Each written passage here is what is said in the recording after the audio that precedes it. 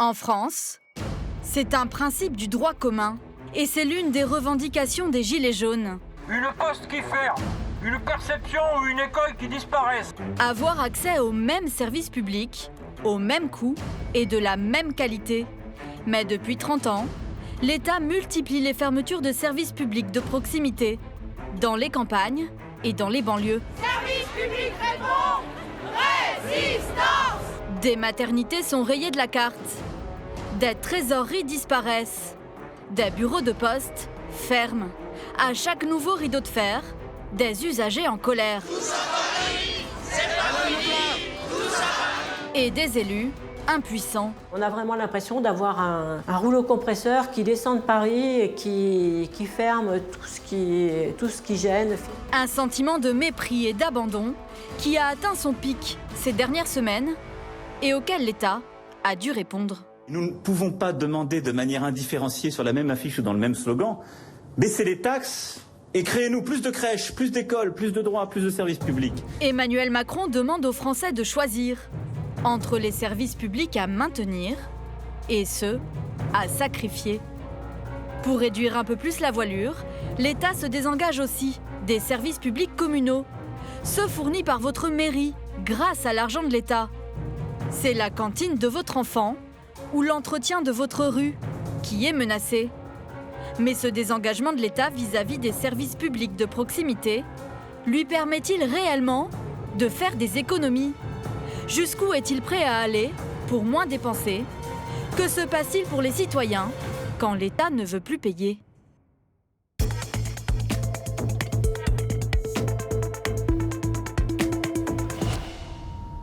Dans le département de l'Indre, à Pouligny-Saint-Pierre, 1095 habitants, un événement de plus en plus rare se prépare ici. L'arrivée d'un bébé. Une bonne nouvelle, mais aussi pour Jennifer, la future maman, une immense crainte. J'ai des contractions de temps en temps, mais est-ce que c'est des fausses contractions ou des contractions de travail ? Enceinte de 7 mois et demi, Jennifer a peur d'accoucher prématurément. D'autant que la maternité où elle doit se rendre se trouve à Châtellerault, dans le département voisin, à près d'1 heure de voiture de chez elle. Qu'est-ce qui vous inquiète ? Le temps de route et puis le fait d'accoucher là, à la maison ou dans la voiture. Vous avez ne peur pas avoir le temps de partir à temps. Selon certains médecins, un trajet de plus de 45 minutes pour accoucher menacerait la santé du futur bébé. Lorsqu'elle s'est installée ici, la jeune femme se trouvait tout près d'une maternité, celle du Blanc, que l'État a fermée en octobre dernier. Donc là, je vais vous emmener à la maternité du Blanc. Donc je vais démarrer le chronomètre et pour vraiment vous montrer le temps réel qu'il me faut pour aller à la maternité du Blanc. Voilà. Donc là, on est arrivé sur le parking de l'hôpital du Blanc. Donc là, actuellement, j'ai mis 6 minutes 17. 6 minutes à peine pour se rendre à la maternité fermée, contre 55 minutes pour atteindre celle où elle devra accoucher. Sur place, impossible d'aller plus loin que le parking. Si l'hôpital continue à tourner, la maternité, elle, a été vidée. Ces locaux sont désormais surveillés de près par plusieurs vigiles. Ne me filmez pas. On vous filme pas. Je vous demanderai juste de ressortir de la barrière. Vous n'avez pas le droit de rentrer. Si la direction de l'hôpital a pris de telles mesures de sécurité, c'est parce qu'ici, au Blanc, toute la population est remontée contre cette décision de fermeture. Un collectif de citoyens s'est même créé. Il est composé d'une 60aine de personnes qui militent pour la réouverture de l'établissement. En octobre dernier, elles ont occupé les locaux de la maternité tout juste fermés, avant d'être expulsées par les forces de l'ordre. Depuis, le collectif multiplie les actions de communication. Le mois dernier, il s'est lancé dans une grande marche de 330 km jusqu'à Paris. Sur la ligne de départ, Sylvie, grand-mère de 3 petites filles nées au Blanc. Pour nous, elle a accepté de tenir un petit journal de bord. Aujourd'hui, samedi 1er décembre, le premier jour de départ de la marche des oreilles sur Paris. Cette symbolique des oreilles, c'est parce que les politiques ne nous entendent pas. Sur le chemin, le même refrain, repris par les habitants. Tous à Paris, c'est pas fini. Tous à Paris. Et un objectif, être reçu à l'Élysée pour sauver la maternité. Début de la 4e étape, nous sommes partis de Saint-Maur. Donc on est en pleine forme, on a croisé des gens sympas déjà qui connaissaient le combat et la marche des oreilles, donc c'est super. 2 semaines plus tard, arrivé à Paris, mais pas de rencontre avec le président. Malgré tous les efforts du collectif, la maternité du Blanc ne rouvrira pas ses portes.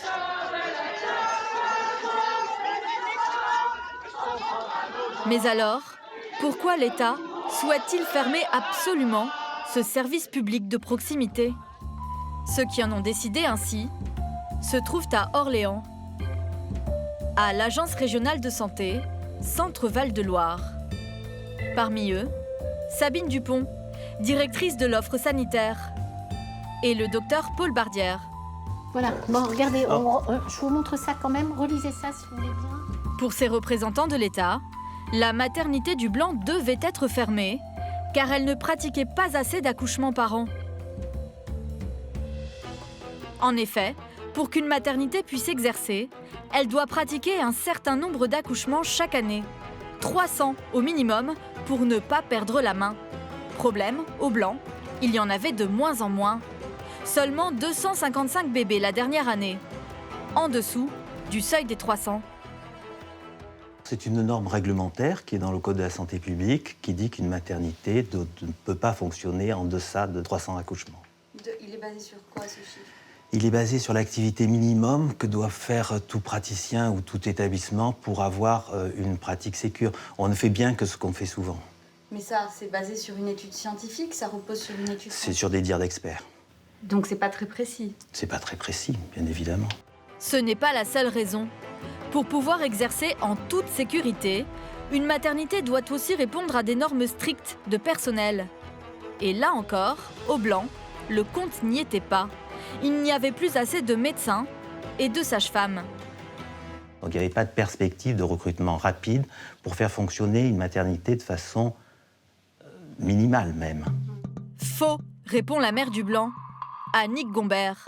Pour sauver sa maternité, l'élu local est allée jusqu'à passer, elle-même, des annonces de recrutement sur les réseaux sociaux. Une fois les candidatures reçues, une quinzaine, elle les a envoyées aux autorités de santé, sans succès. On a essayé d'interpeller la ministre. On n'a jamais obtenu de rendez-vous. C'est la preuve d'un mépris de la part de l'État vis-à-vis des élus locaux et donc de la population. On a vraiment l'impression d'avoir un rouleau compresseur qui descend de Paris et qui ferme tout ce qui gêne financièrement.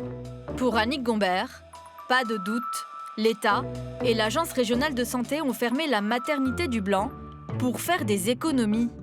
Un argument rejeté en bloc par les autorités de santé.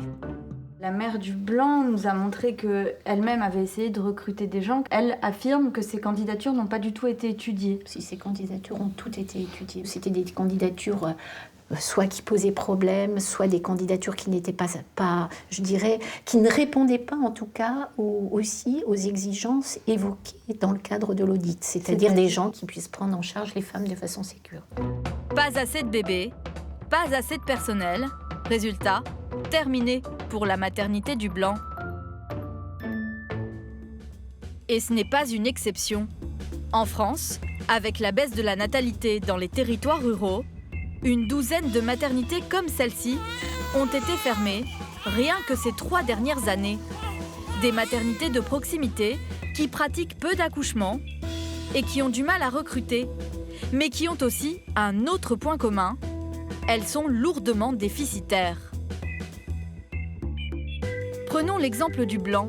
Selon un rapport de la Cour des comptes, un bébé qui naissait là-bas coûtait 11 165 €. Beaucoup trop cher. La maternité était en déficit. Voilà pourquoi. En France, une femme qui accouche dans un hôpital public ne débourse rien. C'est la sécurité sociale qui paie pour elle. En moyenne, pour un accouchement simple, 3 000 €. Mais la maternité, elle, a de nombreuses charges. La plus importante d'entre elles, c'est le personnel médical. Problème, que la maternité fasse 300 ou 1500 accouchements, elle doit avoir le même nombre de soignants. Ces charges ne varient donc pas. Une catastrophe pour les maternités à faible volume comme celle du Blanc, qui se retrouvent avec un coût bébé qui explose. Il coûte près de 4 fois plus cher que le tarif de la Sécu. Alors, suffit-il de fermer ces services publics déficitaires pour faire des économies? Et à qui profitent ces fermetures? Pour le savoir, nous sommes allés à Flers, dans le département rural de l'Orne. Il y a 6 ans, la maternité a absorbé celle de Vire, à 30 km de là, ce qui lui a permis de récupérer une centaine de naissances en plus par an.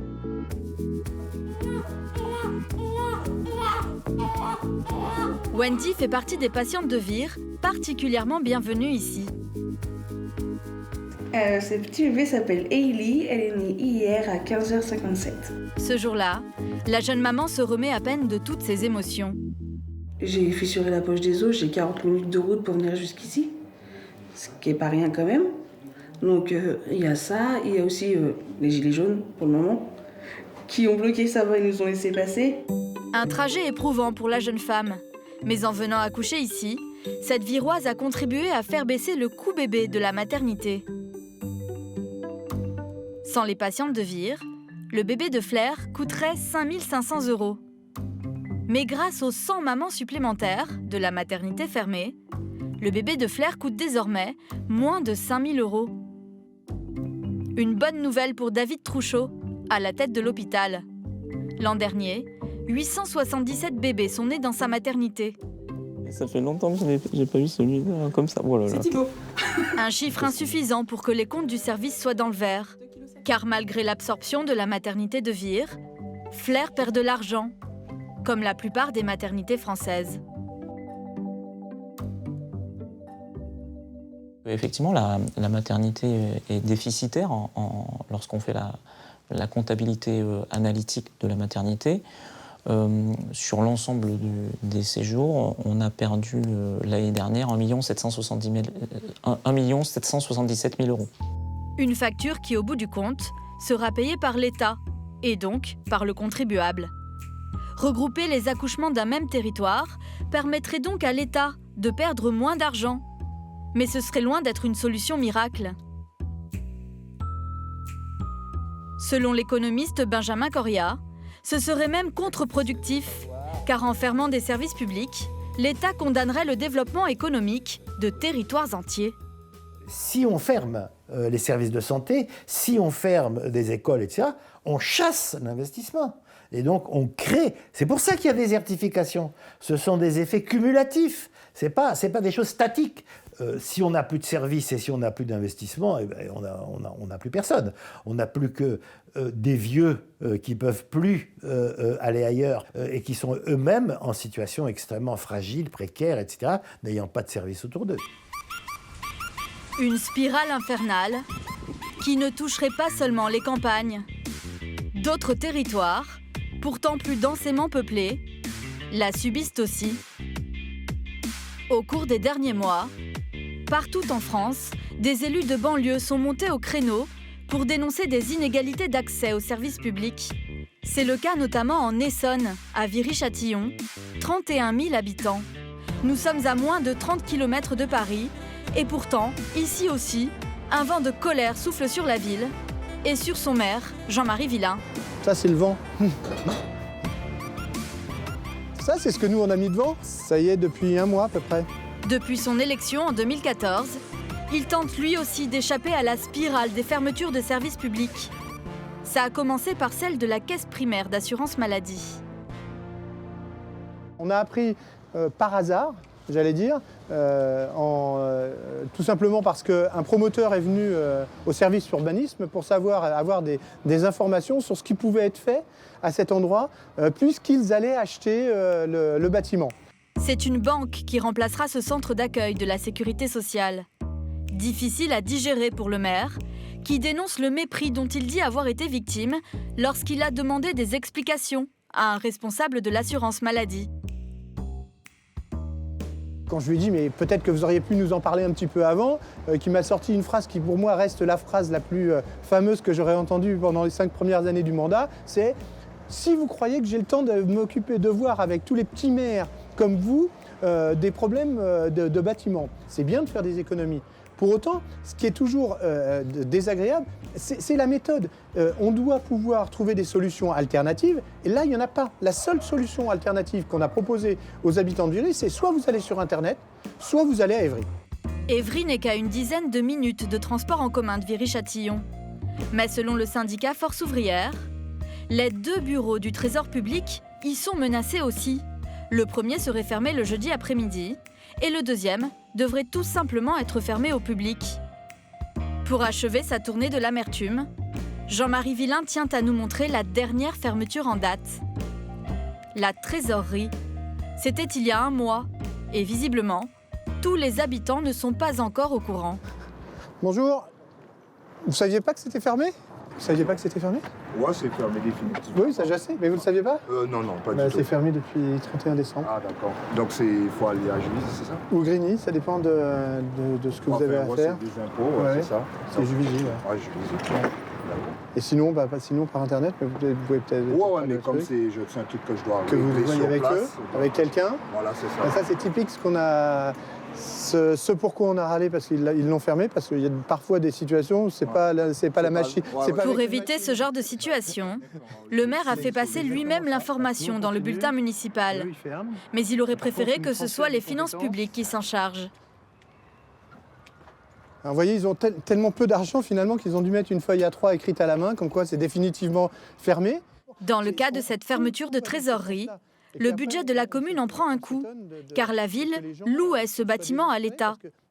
Tout va dans ce sens. Déjà d'entrée, on perd 80 000 euros puisque c'était le prix de la location du Trésor public, de ce bâtiment au Trésor public, à l'État. C'était le prix du loyer. C'est ça, 80 000 euros qui sont perdus et pour lesquels il va falloir trouver autre chose. Peut-être qu'on va le vendre, il y a plusieurs possibilités.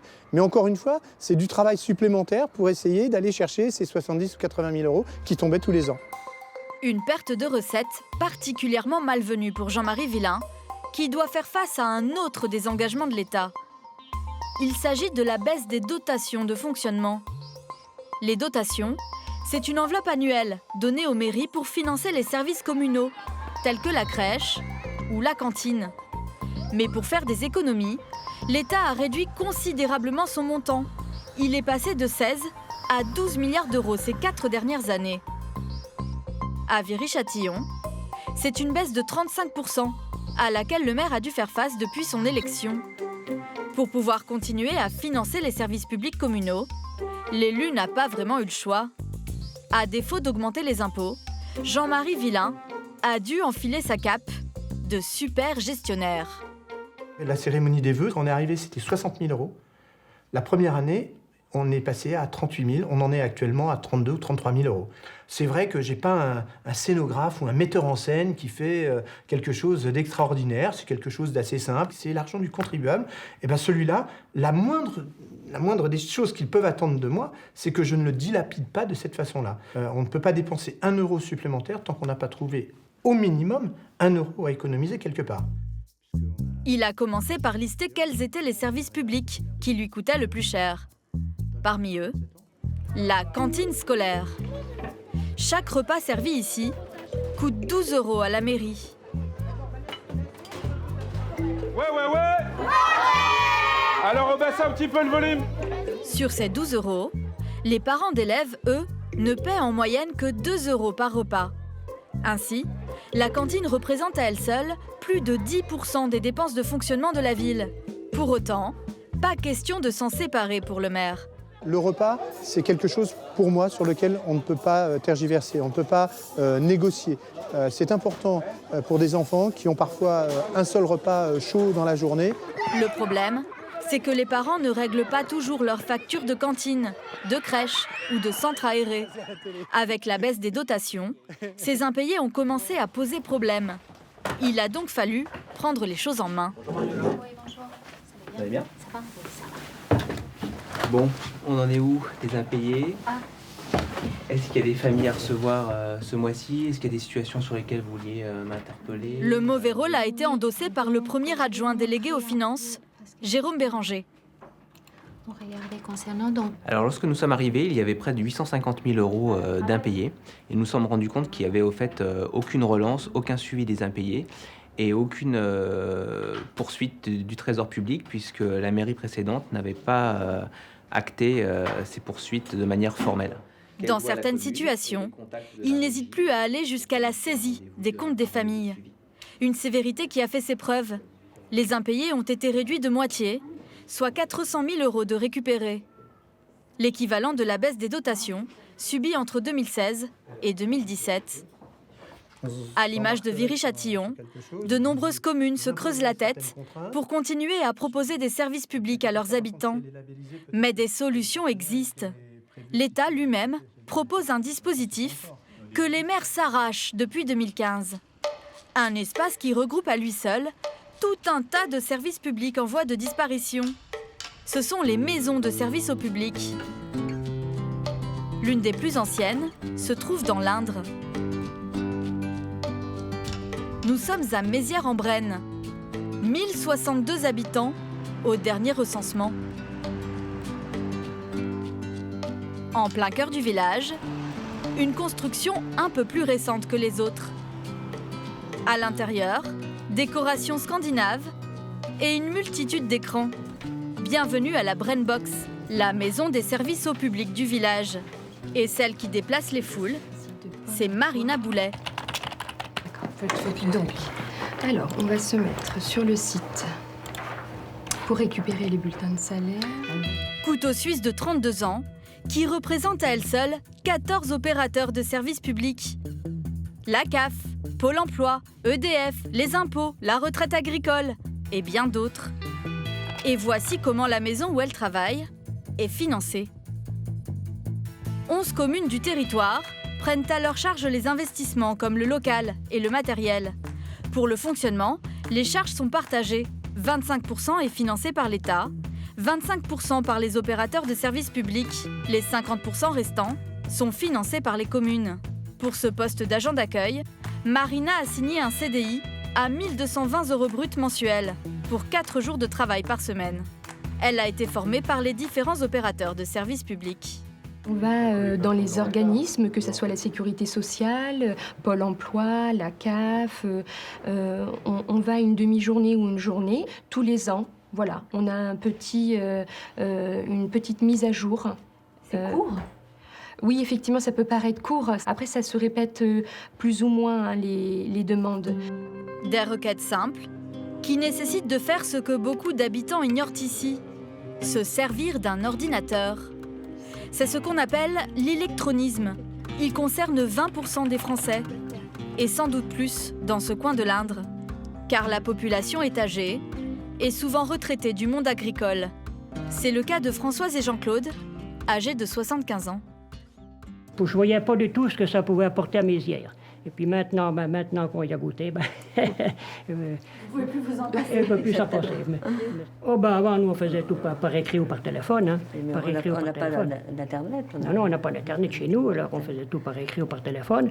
Et puis là, le futur, là, ça va être les impôts, les déclarations de revenus. Alors, il va falloir s'y mettre, quoi. Ça vous inquiète ? Ça nous inquiète un peu, oui, ça nous inquiète un peu, parce que c'est pour nous, Internet, vous savez, c'est un peu de l'hébreu. Hein. C'est pas... Merci. Leur dernière venue concernait une demande de carte grise. Comme pour les permis de conduire ou la déclaration de revenus, maintenant, il faut obligatoirement passer par Internet. Et du coup, vous le voyez, ah oui, poste rondeau, c'est ça ? Voilà, c'est ça, oui. Du coup, ici, en 2 ans, le nombre de demandes a doublé. Mais le budget, lui, a diminué. car l'enveloppe de l'État a été prévue pour 1000 maisons de service au public. Et aujourd'hui, elles sont 1350. Alors, la solution d'avenir serait-elle de pousser les usagers à devenir autonomes sur Internet? Est-ce que vous voulez qu'on aborde des sujets début? Ici, ça fait déjà plusieurs années qu'on propose aux habitants de se former à l'informatique pour 25 € par an et par personne. Ces retraités apprennent comment télécharger un PDF, résoudre un bug ou éviter un spam. Sors-le de la poubelle.